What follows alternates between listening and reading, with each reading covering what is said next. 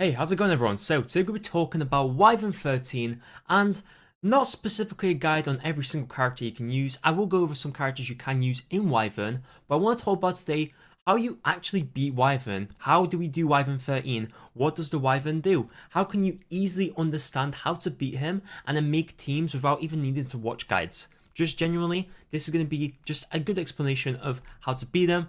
I'm going to go over my team here. As you can see here, this is my team on the table. It's a very basic team. This team you can use as well. I just want to say straight away that Brig is not a requirement and a lot of these characters can be switched out. I find that Wyvern is not super specific on what you need. It's just better characters make life a lot easier. I will say that Mui, if you don't have him, he is probably the one character that makes your life much easier, but can be replaced with other characters, and we'll explain why in a moment. Brig is a character you can actually get for free in the actual adventures path. After you complete the first one, you literally get him for free, which is fantastic. Just here, it does require a bit of work, I will not lie. It's like 70 different things you gotta do. It's clearing some other stages of like Golem, etc. It's gonna take a while to do, but it's so freaking worth it. He makes life so much easier. His barrier is very good, and this skill, amazing. If you get a bit of effectiveness on him, he's great. But anyway, talking about Wyvern, because it's actually something that I have done repeatedly on new accounts now, I find this to actually be one of the easier things to do, to be honest. I know a lot of people struggle to really kind of beat this, and to be honest, if you're new, I don't blame you. So, I'm going to just go straight into this. We're just going to play this normally. I'm going to show this off. I want to mention that sometimes your team will not be 100%. If you are failing sometimes, let's say 50% of the time, 60% of the time, don't feel disgruntled, don't feel like it's kind of over for you. It's fine, because at the end of the day, you're going to burn through your energy anyway. So actually 50% win rate, even though not ideal, I know that technically if you don't have a lot of time, it might not be great for you. It's still not the end of the world. I want to mention that now. You're not going to win 100% of the time at the start, most cases. Sometimes you might, and if you do, then fair play. But as you can see here, we're just on the simple wave before the actual Wyvern boss. With this, it's actually incredibly simple. You want your team to not die. That's the basic gist. If you have someone that has a barrier like Brig, it does actually help a lot because it actually takes some of the damage off. If my Tanra guard didn't have the shield, maybe he'd almost die. And then once we went into the Wyvern boss, we'd have more problems. That kind of brings up the point of maybe you want to have a healer.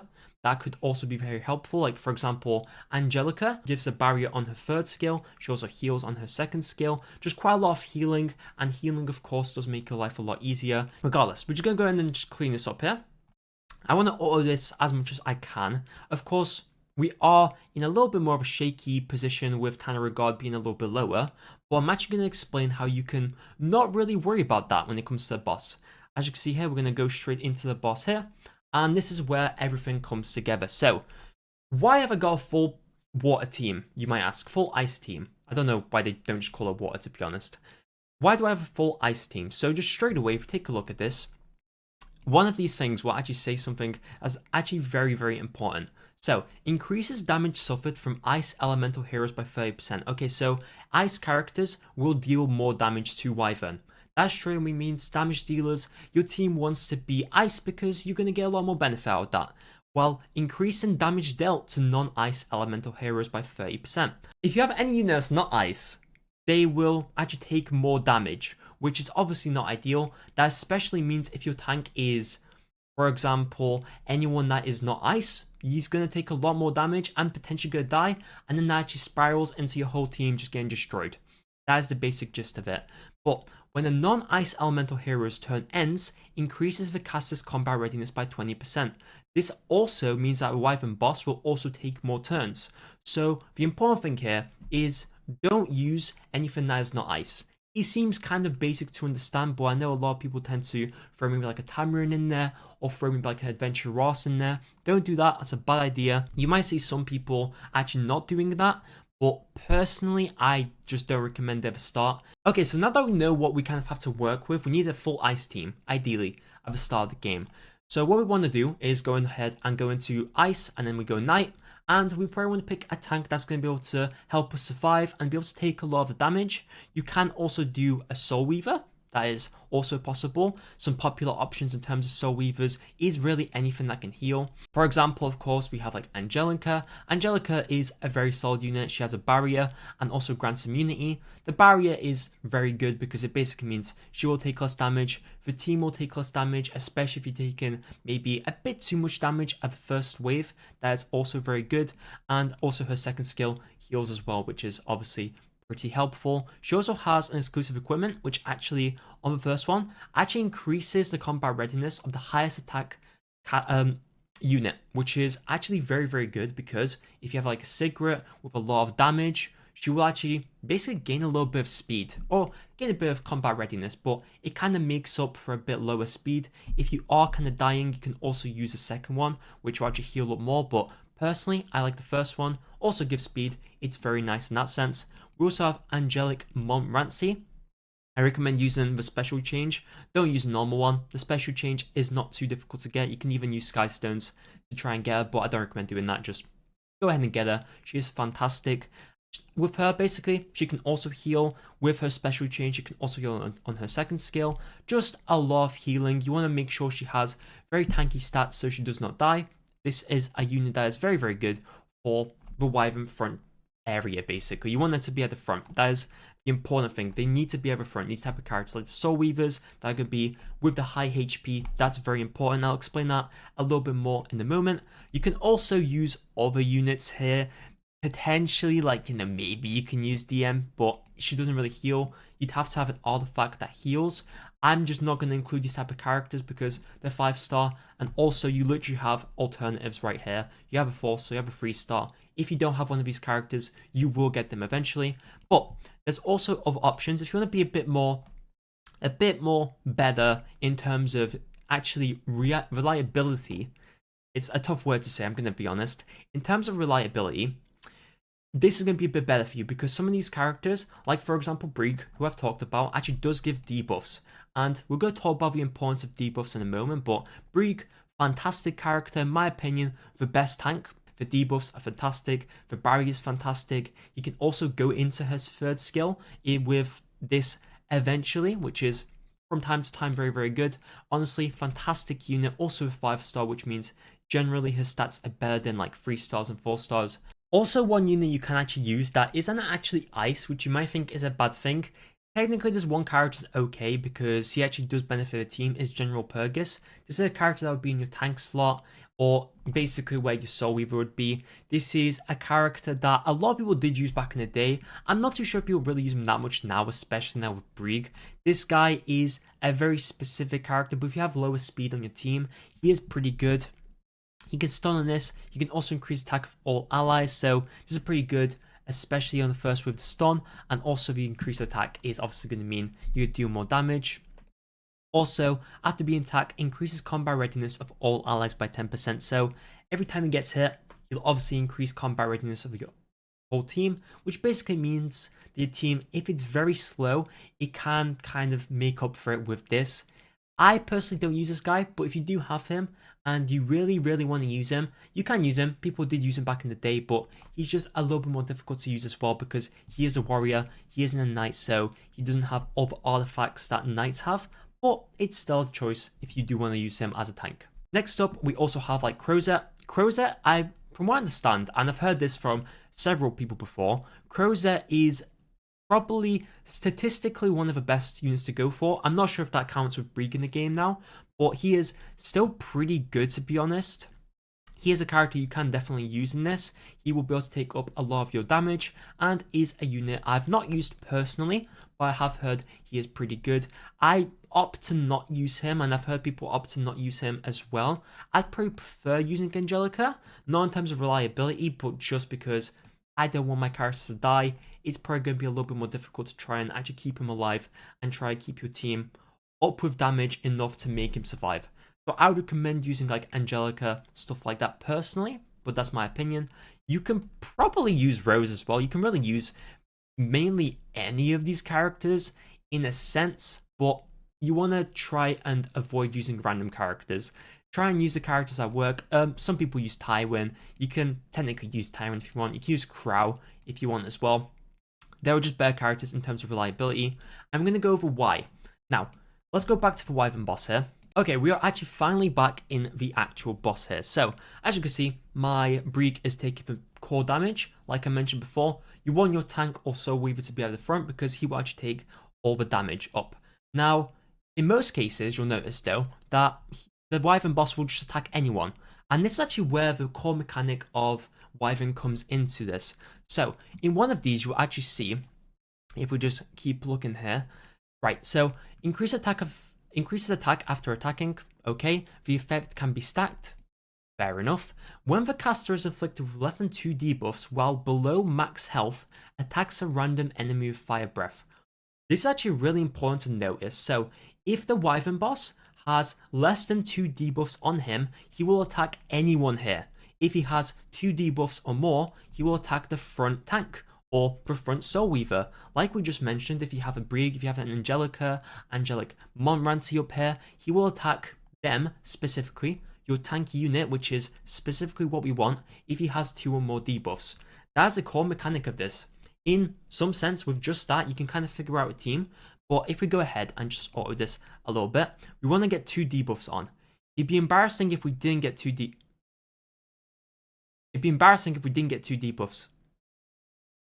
Okay, see, this is why Breek's great, by the way, because of that. Do we have 2 debuffs? Okay, so we have 2 debuffs right now. Some people might assume that, okay, so he's just going to hit anyone random still. Of course, like we mentioned, he will hit the front tank here. That's perfect. Exactly what we want. That's actually a big reason why you want something that will reduce damage on your Breek or anyone up front to make life a bit easier. Of course, my Breek is lower, which is not ideal. This is why it's great that he has a barrier in his second skill, and it's why it's a great option for Wyvern. But of course, if you have a healer, it makes life a little bit easier. So we're just going to keep playing here. We're just going to keep this going. As you can see, he will constantly keep attacking my Breek. Sometimes you can get lucky and he might have like 1 debuff or less, and sometimes he'll attack the front tank, which is obviously still pretty good, but you want to make sure you're getting harmful effects onto them. So I do want to mention one thing here. This is actually pretty important. This is more explaining of how this works rather than doing it, but I will show you a run that completes this. As you can see, the Wyvern boss actually used this skill, and he gave himself a barrier. In this time, you want to make sure the barrier is gone before he attacks. His speed will slow down completely. Well, if you don't get the barrier, by his turn, he will basically one-shot your team. So what you want to go ahead and do is actually just get rid of his barrier. Of course, now that we have less units, we might not be able to do it, but Sigrid is kind of carrying. As you can see, if you don't get rid of the barrier, your team just gets one shot. As you can see, now we have our front tank. We've got that all sorted. What we need now is harmful effects then. If we want him to be attacked, that's the important thing. Let's go to the journal. Let's go to hero journal, and we'll go to just water units. We can mainly go for anyone we really want to in a sense, but of course, there are units that are better. Straight away, I'm going to mention Sigrid. Sigrid is one of the best damage dealers, if not the best damage dealer for actually Wyvern. This is a unit you get for free in the actual events. I have the events here, but I've actually went through them a bit further, so the progress looks a little bit different. But if you go over here, you actually get a free Sigrid. All you have to do is get a couple catalysts, and then you also unlock some of these, which is actually pretty helpful as well for promoting her. And also you can give her some gear from here. That's great. But the important thing here is Sigrid is not only a great damage dealer, but her first skill, as you can see, it has a chance of inflicting 2 bleeding effects. That's fantastic because that is a harmful effect. That will mean that the Wyvern boss will be negatively impacted and he will attack your front tank. Don't have to say this again, that's what we want. Second skill does the exact same thing, actually gives 2 different debuffs. Of course, it's a chance of giving a debuff. This is why you actually want to go ahead and increase the effect chance on this type of character. It's pretty important to do that. Take a look at any character. If they inflict a debuff and it's a chance of inflicting a debuff, you can increase that. Do it. It's a good idea. I'm only talking for Wyvern. For other stuff, it's more debatable, but for Wyvern, very important. She can inflict more debuffs. So not only can she do big damage, she can also inflict debuffs. Perfect. Exactly what you want. She's also ice, like we mentioned. And also her third skill, that penetrates defense. Big damage. And it's a big reason why she is fantastic for Wyvern. Hopefully that explains it. But, of course, there are many other options. Now, the fact that she inflicts those debuffs kind of separates her from a lot of just the standard damage dealers. There is a lot of damage dealers you can theoretically use. I would recommend just using Sigrid. You have her for free. That is your damage dealer, just full stop. There are other characters you can use. You can use like Sez. Sez is actually someone I use on my male only account. He is not bad, but of course he only inflicts 1 debuff. He doesn't really inflict too many things, but he does do a bit of damage. He's pretty decent, but I recommend Sigrid. Anyone that deals damage, Rem, you can use Rem if you want, technically. She also debuffs, she does a defense break, but like I mentioned before, you also want a variety of debuffs, because if you just have 1 debuff for your whole team, you can't land several defense breaks. You can only land 1 defense break. With bleeds, you can land plenty of bleeds. You can land unhealables. There's a lot of different ones. Luna, theoretically you can use Luna because she debuffs a little bit and she also deals damage. She's ice. I hope you kind of get the point here. There is a lot of units you can theoretically use, but you want to get debuffs, and obviously the likes of Sigrid will just make your life a lot easier. So let's go ahead and take a look at some of the other units then, because you might have noticed we also have other units in this team. And we don't just have Sigrid and a front tank, we have other units as well. Kind of similar to what I was just talking about, you also want debuffs from the other units, but there are fantastic supports that may make your life a little bit easier. For example, Mui is the best character in my opinion for beginner Wyvern. He is fantastic for debuffs. If we take a look, his first skill gives bleed. Like I mentioned, very, very helpful. Also, if Sigrid lands a bleed, he can also stack with the bleed because bleeds can be repeated constantly, which is fantastic. And this second skill, after the foremost ally is attacked, counter attacks with Blade Flurry. Basically, Blade Flurry will actually decrease the attack of the Wyvern.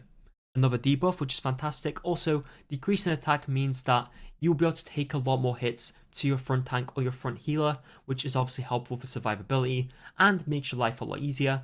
He is replaceable by a few units, but of course, he is like the best choice. You want to try and get him. If you get him, use him. He's great. Also, we also have the third skill, decrease defense and increase attack. Increase attack means he deals a bit more damage, and decrease defense. Fantastic. We'll go over the gear in a moment as well. But yeah, that is a great unit, and we have a team here. Like I mentioned before, Tanner God. I want to mention this again, but his second passive increases chance of dual attack by 10%, increases combat readiness of all allies by 25%, and the caster's increase is granted increased attack for 1 turn when a dual attack is triggered.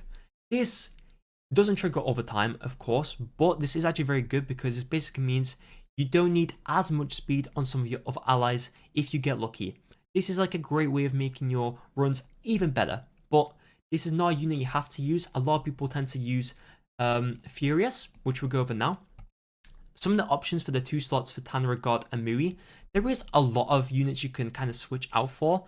Of course, like I mentioned, those 2 are some of the best units. Furious is someone that is very, very good as well. He's great, increases crit rate, also gets an extra turn, so you can use his third skill. Third skill decreases defense. This is a great second skill as well because it actually means your crit chance on all your allies will be increased. So your Sigrid, maybe she can be a bit lower in gear and still get away with actually critting and stuff like that. I could theoretically use this, but I don't like him because his skills are quite long and I've used him for like every single time in the past. So that should tell you everything. Also have a burn. Some of the units that in the past I have been told to use or have used in the past. So the first character I want to talk about, where is she? Trying to find characters is sometimes quite difficult.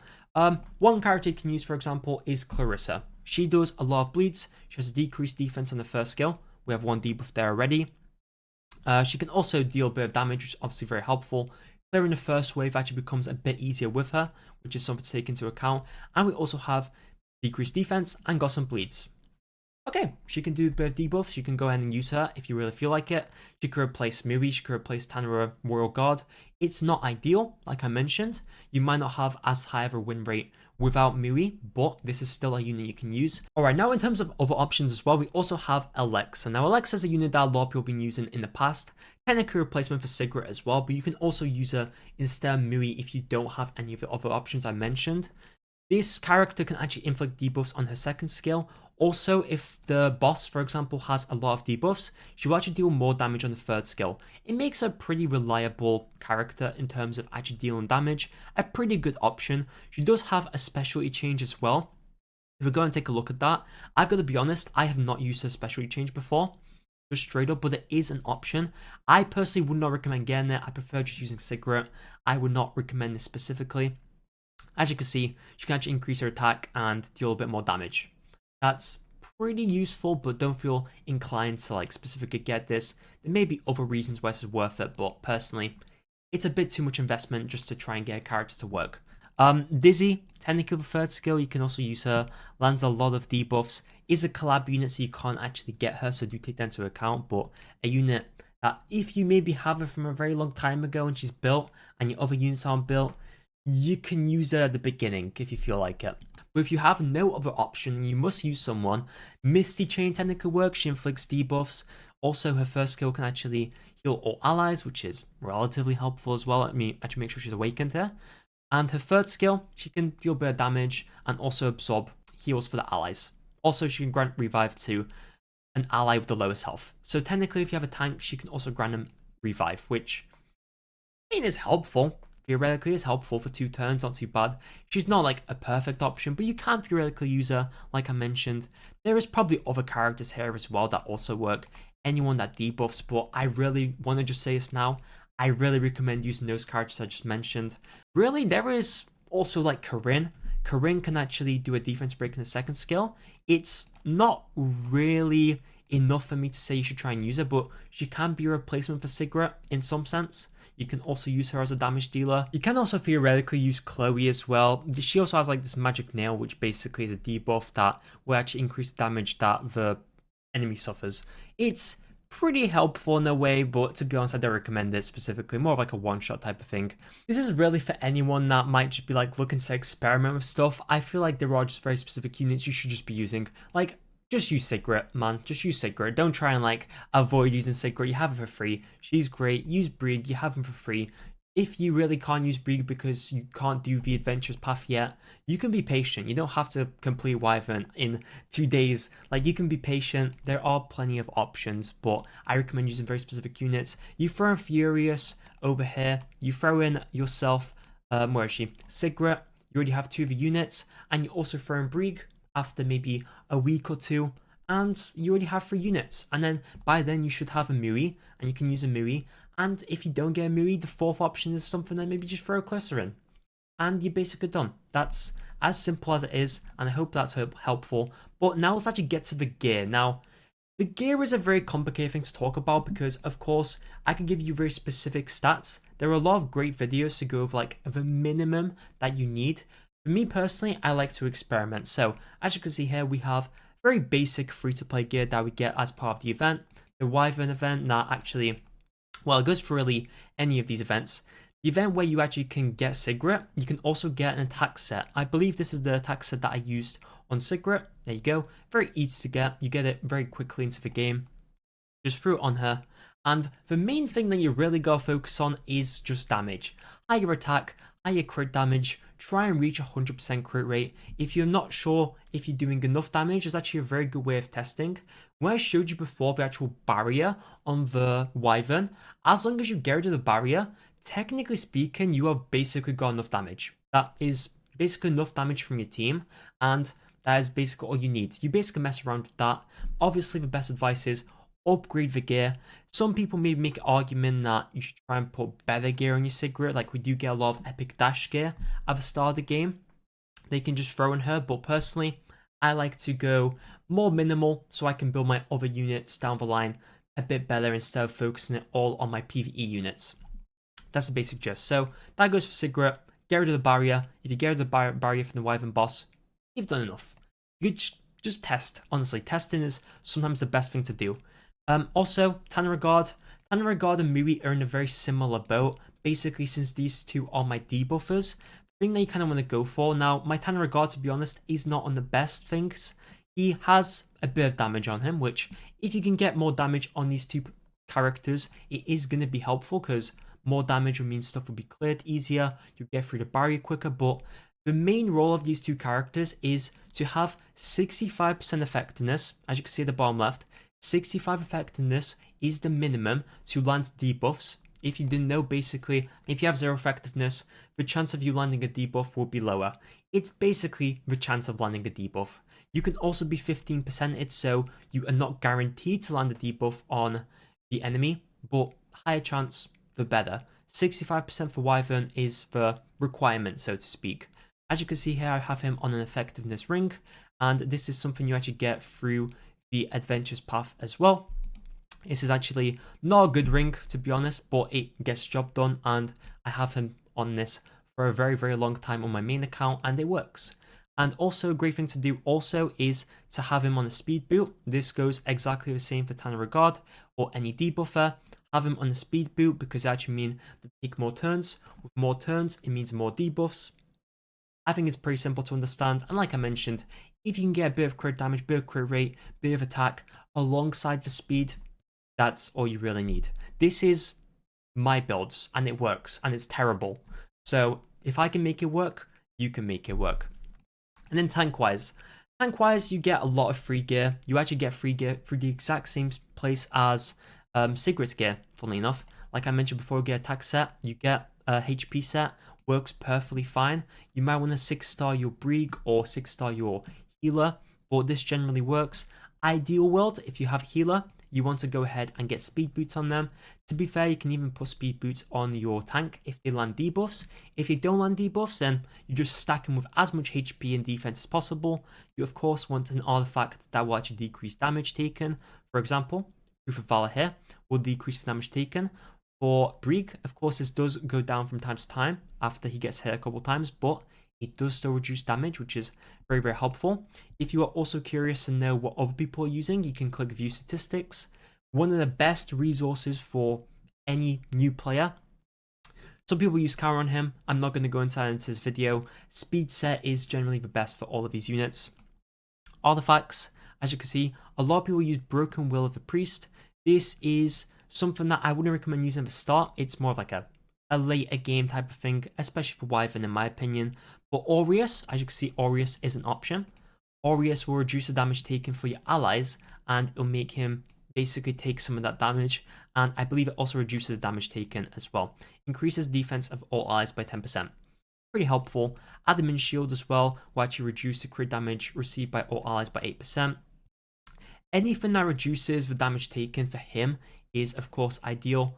We get a lot of guild points through the Epic Dash at the beginning, so you can get Proof of Valor.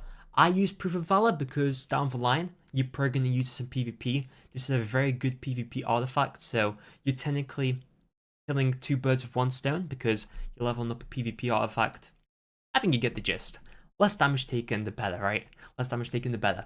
In terms of debuff for artifacts as well, this is important to mention.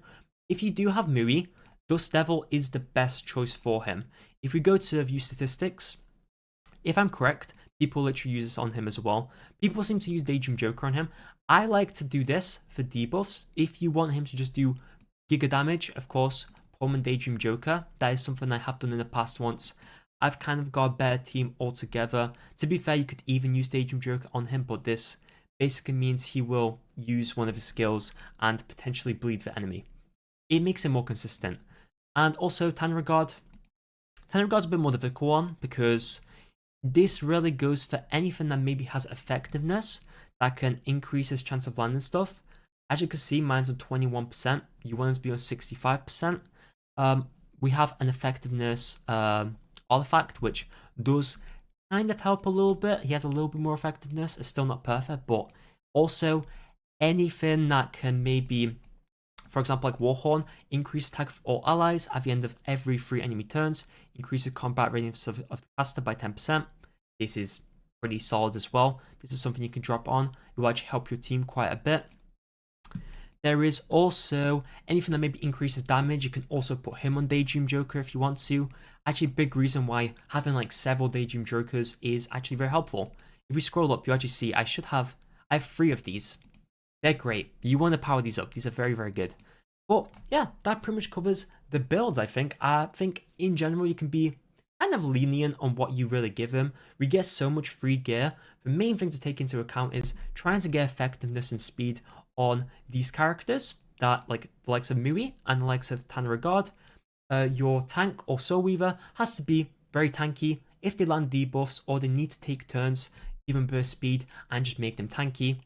basically, and your Cigarette or your damage dealer needs maybe some sort of attack set like we have here. You get a lot of free gear, and you want us to deal as much damage as possible. Try and get to that 100% crit rate, just so you try and get more consistent runs. That's my best, I guess, advice.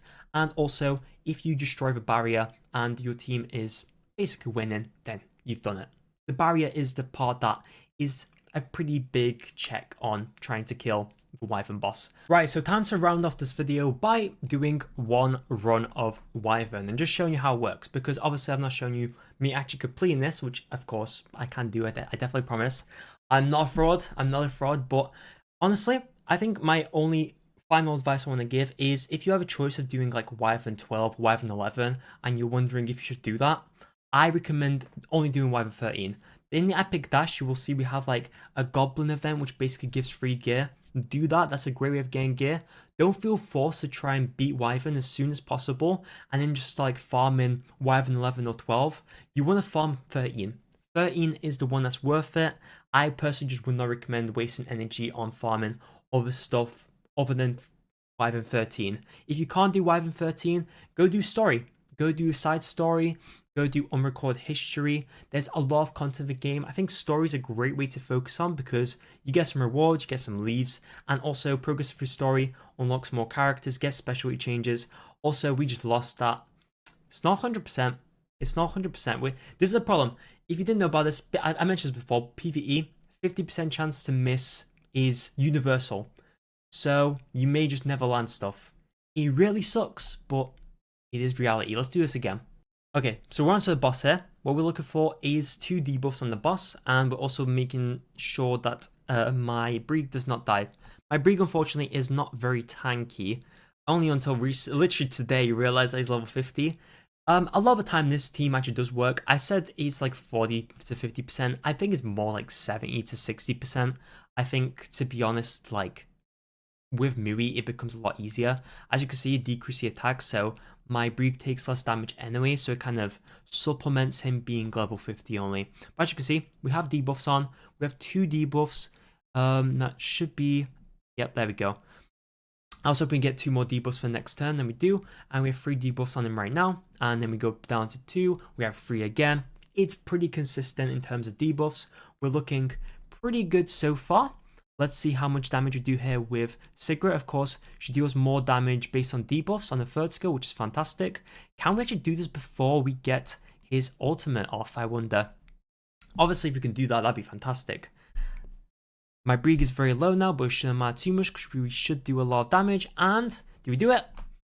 Hey, let's go. So, hopefully this video has helped you. If it has, please do drop a like and subscribe. Honestly, it means the world to me. Thank you for the support on my last video. To be honest, I am not the type of person who would ever think of doing Epic 7 content. I made Epic 7 content once in my life, like a year ago or something on my main channel. I do have a main channel if you want to go ahead and check it out. But anyway, thank you so much. If you find this helpful, please do drop a comment down below. Go ahead and let me know down below if you need any help, and I will try my best to help you. Anyway, have a wonderful day. I will see you next one. Most importantly, have a wonderful day, and adios.